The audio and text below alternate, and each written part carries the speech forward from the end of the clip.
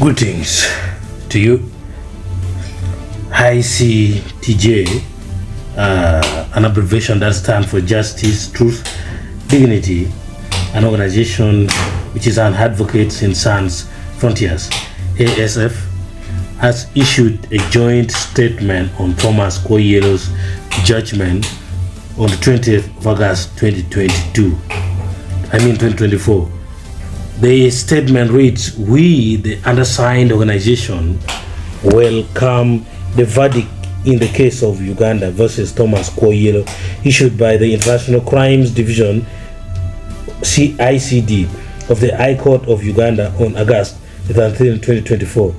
This makes a significant milestone in the pursuit of justice and accountability for the mass atrocities committed during the two-decade-long armed conflict in northern Uganda between the government of Uganda and the Lord's Resistance Army, or LRA.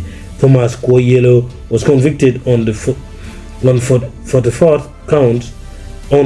counts of crimes against humanity under customary international law, war crimes in violation of Article 3 common to the Geneva Conventions, and other serious crimes under the Uganda Penal Code Act, including murder, outraging upon personal dignity, violence to life, murder, imprisonment, rape, enslavement, torture, and pillaging committed during the armed conflict between the government of Uganda and the Lord's Resistance Army.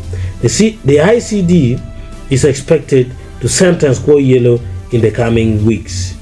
The conclusion of the trial represents a significant milestone in the pursuit of justice and accountability for the mass atrocities committed during the two-decade-long armed conflict in northern Uganda between the government of Uganda and the Lord's Resistance Army, or LRA. It also fulfills the government's obligations under international law to investigate, prosecute, and punish perpetrators for crimes, to respect due process, and ensure a remedy for the victims. We anticipate that, drawing from Rule 48(1) and 2 of the International Crimes Division of the High Court, the trial panel will exercise its discretion to award reparations to victims of Kwoyelo's crimes who have waited for decades for justice. The judgment, though subject to appeal, represents a crucial step in acknowledging the suffering of victims and sends a clear message that impunity for international crimes will not be tolerated. The trial, which spanned 13 years, highlights the complexities and challenges of prosecuting international crimes within a domestic legal framework and offers important lessons for the context aiming to prosecute international crimes.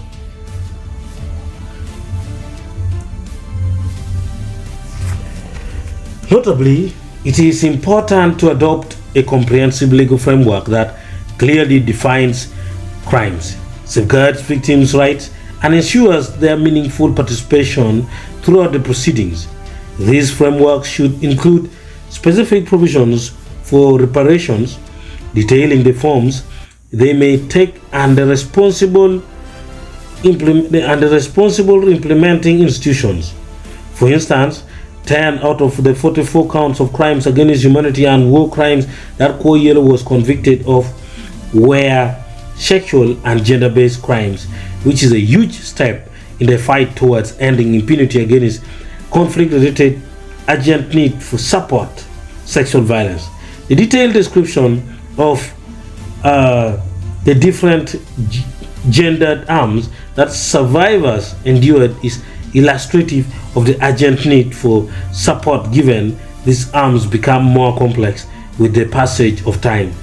We urge the government of Uganda to provide the International Crimes Division with the adequate resources to enable it to effectively execute its important mandate of ensuring accountability for international crimes. There is also need for the government to deliberately mainstream survivors and intentionally incorporate their urgent medical, socio-economic, and physiosocial needs in its development program in the interim as a comprehensive framework for reparations is being expedited. Finally, criminal prosecution should take place in the context of a broader transitional justice process, including reparations, truth-telling, and institutional reforms. So that is what the organization have said. And one of the person closely monitoring this updated, he said it's a joint statement with the ICTJ and UVF on last week's Kwoyelo verdict, which represents a significant milestone in the pursuit of justice and accountability for mass atrocities during the LRA conflict in Uganda, hopefully soon followed by long-awaited reparations for victims. That's what Fitz Van Leer had to say. Van Leer earlier on also said the court finds Kwoyelo guilty of 44 charges, including crimes against humanity and war crimes such as murder, pillage, torture, cruel treatment, enslavement, and imprisonment, as well as common crimes. Those are the update that has come from these two organizations on the issue of Kwoyelo. You have been with me, Mark Tunu Bryan. Have a nice time. Thank you.